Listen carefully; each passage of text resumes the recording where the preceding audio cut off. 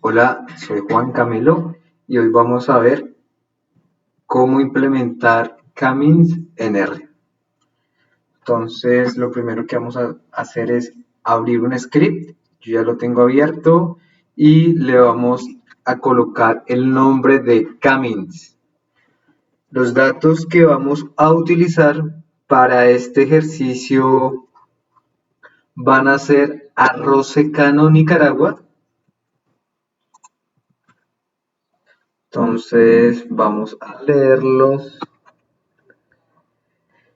Y en agricultura es común conocer cómo es el comportamiento del rendimiento respecto a variables de suelo, por ejemplo, pH. Entonces, en este caso vamos a mirar cómo es este comportamiento. Vamos a escoger estas dos variables, rendimiento y pH. Entonces, es importante mencionar que en R, para escoger dos columnas o dos variables, primero colocamos el data frame que vamos a tener como base y luego paréntesis cuadrados, coma y las columnas que vamos a escoger.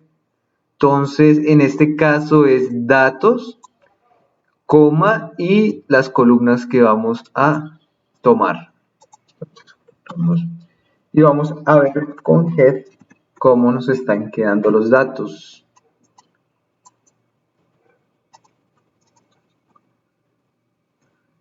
Entonces aquí vemos el rendimiento y el pH.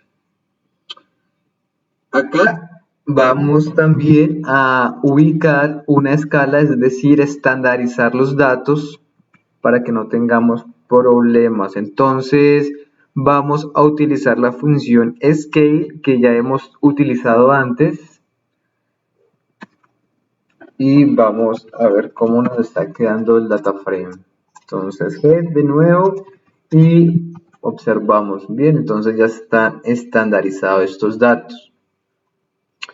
Ahora vamos a graficarlos para ver cómo es el comportamiento de estas variables.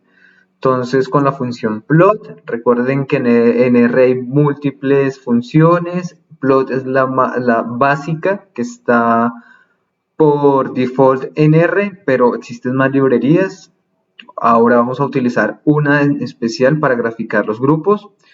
Entonces, en la primera posición vamos a poner el rendimiento y en la segunda el pH.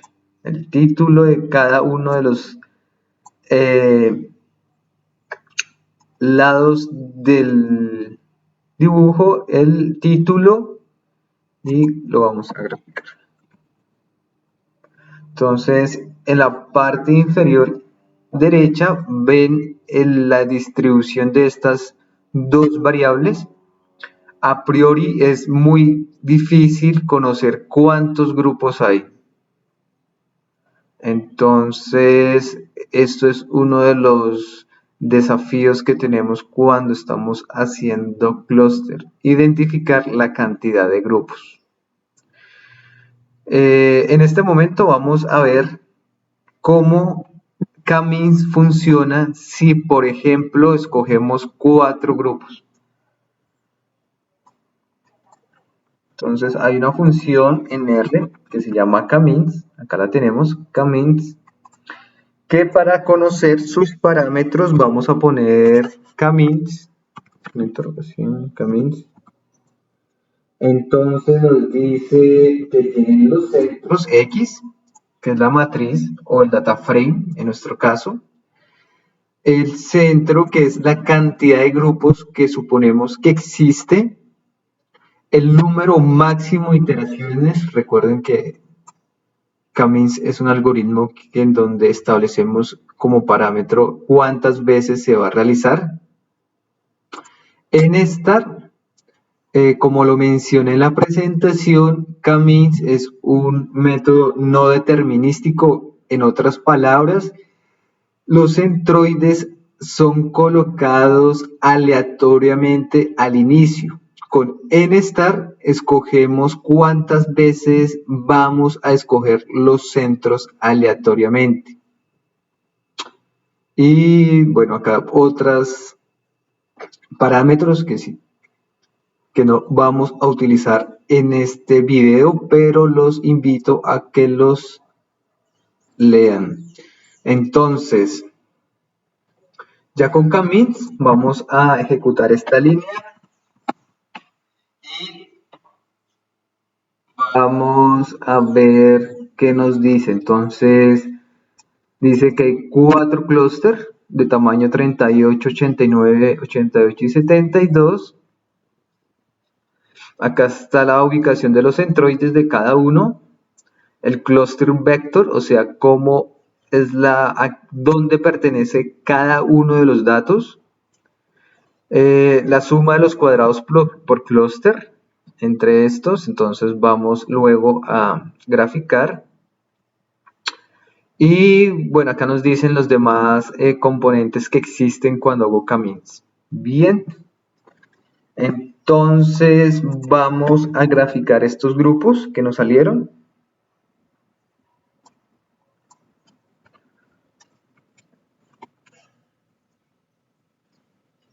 Y en la parte inferior derecha van a ver cómo se agrupan estos 4 grupos, cada uno con un color diferente. Entonces aquí vale la pena mencionar que visualmente podemos ver que sí existe como una partición, que cada grupo se puede distinguir uno del otro y que dentro del grupo es lo más compacto posible. Sin embargo, esta ayuda es visual y quizás no nos esté siendo tan verídica. Por lo tanto, como les mencioné en el video anterior, vamos a utilizar la gráfica del codo para determinar la cantidad de clústeres. Entonces, para ello vamos a crear una pequeña función en R que le vamos a llamar regla de codo, K-means regla del codo.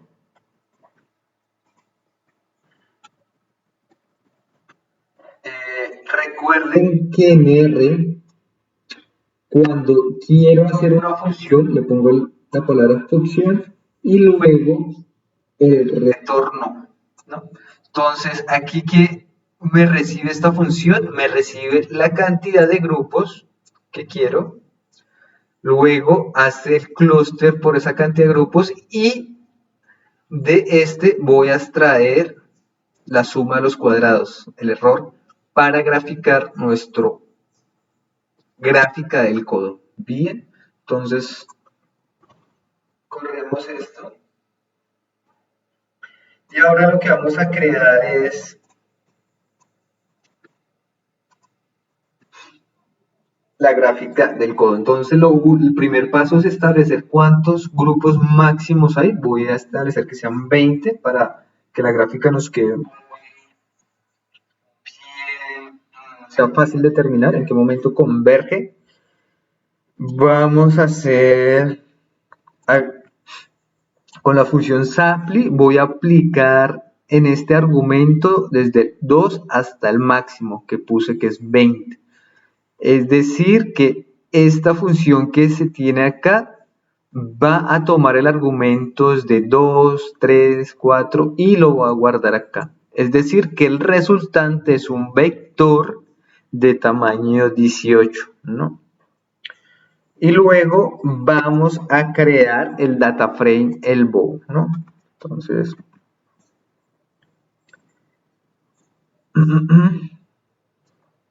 vamos a correr estas 3 líneas. Listo, no hubo ningún error. Y por último vamos a graficar la gráfica del codo. Bien, entonces acá en el gráfico del codo vemos que debemos escoger ese punto en donde comienza un poco a descender. No a converger, porque si tendríamos a converger tendríamos muchos puntos, entonces es más ese punto de inflexión en donde comienza a sentir la gráfica un descenso.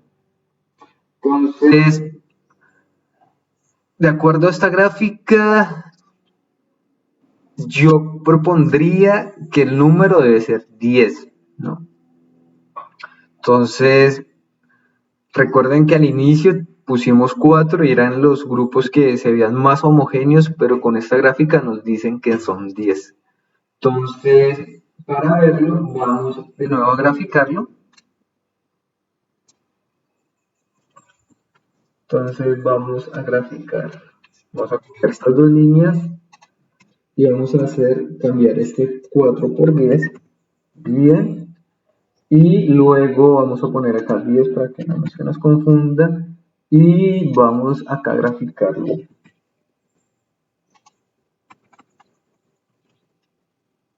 Entonces acá ponemos 10, ¿cierto? Y vamos a correr esto. Entonces tenemos que coger esta primero que todo y entonces aquí ya son los 10 grupos. Entonces acá vemos que sí son como un poco más compactos entre cada uno de ellos. Si nos ponemos a ver este azul, quizás si hacemos otra separación de clúster de este, nos van a crear otros más. Pronto estos están muy alejados. Pero por otro lado tenemos, por ejemplo, este morado que sí es más compacto, en donde todos los puntos están más juntos. Entonces de aquí yo creo que este ya se queda permanente, ya que esto ya es un clúster fijo.